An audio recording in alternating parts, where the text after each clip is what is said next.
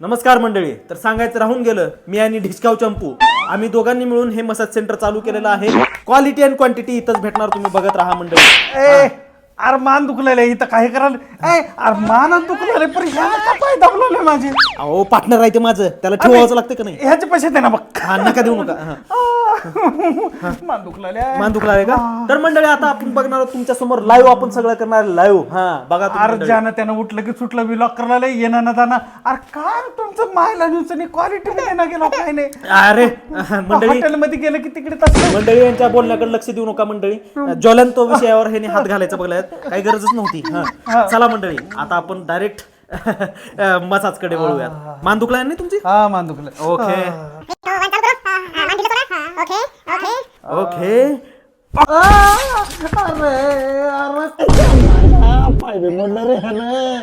तुमचं तोंड तिकडं होतं, इकडे कसं आलं? अरे तू फिरलत रे.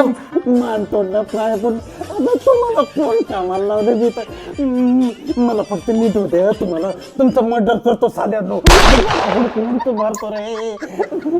मला नीट करायला कोणतं रे? चला रे दवाखान्यात घेऊन चला मला.